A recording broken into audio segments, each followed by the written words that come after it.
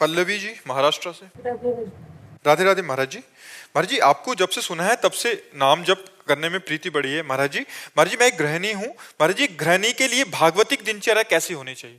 सुबह प्रातः कालीन उठकर भगवान को प्रणाम करके भगवान नाम जप करते हुए अपने पति और परिवार की अनुकूलता की पूजा करनी चाहिए। हमारे पति को सुबह अगर सर्विस में जाना है और हम अपने भगवान का पर्दा हटाकर पूजा शुरू करते हैं तो वो पूजा अधूरी मानी जाएगी। सबसे पहले अपने पति की अनुकूलता। गृहिणी का परम कर्तव्य है अपने पति में भगवान को देखना, अपने पुत्रों में भगवान को देखना। पुत्रों को स्कूल जाना है, पति को सर्विस जाना है, तो सबसे पहले हमारी पूजा की तैयारी होनी चाहिए। अपने पतिदेव को संतुष्ट करके खिला पिला के उनका टिफिन तैयार करके उनको भेजा, पुत्रों को स्कूल भेजा, फिर अपनी दिनचर्या। लेकिन ये दिनचर्या करते हुए हम नाम जप कर सकते हैं। हम रसोई बना रहे, राधा राधा राधा राधा, हम सोहनी लगा रहे, राधा राधा राधा, पात्र मार्जन कर रहे, राधा राधा राधा। तो गृहिणी की सर्वोत्तम पूजा है अपने परिवार की अनुकूल परिस्थिति उपस्थित करते हुए कहीं किसी भी तरह का झगड़ा, कोई परेशानी, किसी भी तरह की असंतुष्टता ना आते हुए नाम जप करते हुए करे। और जब वो चले गए तो अपने ठाकुर जी को उठाया, ठाकुर जी के श्रृंगार किया, ठाकुर जी की सेवा की, इस भाव से चले। वो ये ध्यान रखे कि भगवान सब में है, केवल मूर्ति में ही नहीं है। सास ससुर में भी भगवान है, हमारे पति में भगवान है, और जो परिवार के सदस्य पति के हैं वो भी भगवान के ही स्वरूप हैं। हमारा ऐसा व्यवहार सबके प्रति होना चाहिए, किसी को तनिक भी असंतुष्टता या हमारी चेष्टा से दुख नहीं पहुंचना चाहिए। यही सबसे बड़ी भगवान की पूजा होगी। किसका प्रश्न? बच्चों को डांटती हूँ तो ऐसा लगता है कि उनको दुख ना लग गए। नहीं, ये हमारा कर्तव्य है।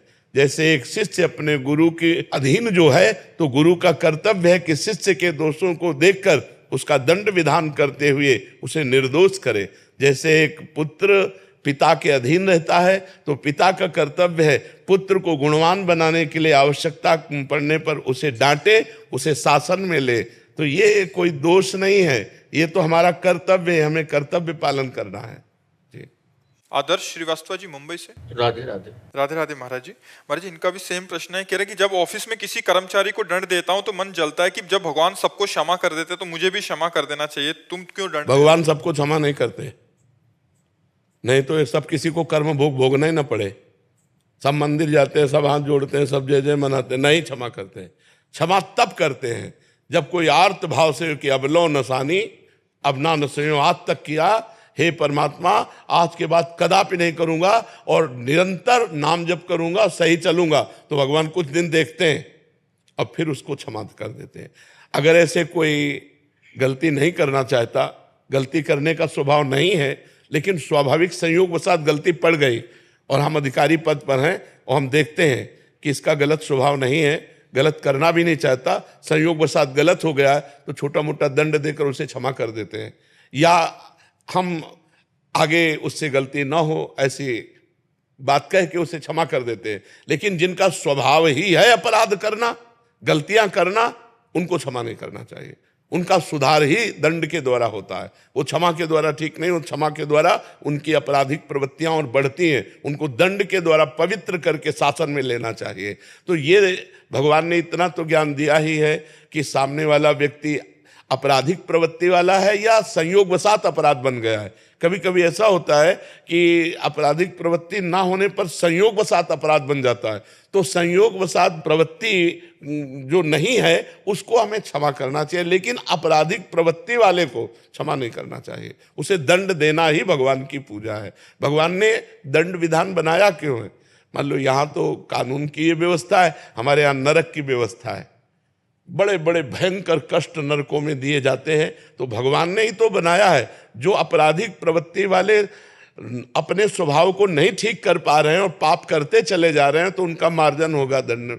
जैसे यहाँ जेल में होता है, डंडा चलता है, 20 साल की सजा हुई, ये हुआ वो, ऐसे वहाँ भी नर्क का विधान है। जो यहाँ दंड नहीं भोगते उनको फिर नर्क में दंड भोगने को मिलता है। तो इतने कमजोर नहीं होना चाहिए। हर जगह क्षमा नहीं, हर जगह क्षमा काम नहीं करती। कहीं कहीं दंड विधान काम करता है। अब आपराधिक प्रवृत्ति नहीं है, उसे क्षमा करने के लिए तो हम भी राजी हैं कि एक बार क्षमा करना चाहिए। अगर भूल चूक हो गई, गलती हो गई, कोशिश करना चाहिए, उसे बचाव पक्ष में लेना चाहिए। लेकिन जिनकी प्रवृत्ति है छल कपट अपराध प्रमाद स्थिति, धर्म के विरुद्ध आचरण करना, ऐसों को दंड देना चाहिए। दंड से ही उनकी बुद्धि शुद्ध होती है। उसमें आप बिल्कुल निर्विकार रहिए और ऐसों पर दया भी ना कीजिए, क्योंकि विधान विधान है। अगर ज्यादा दया करेंगे तो आप अपने कर्तव्य से च्युत हो जाएंगे।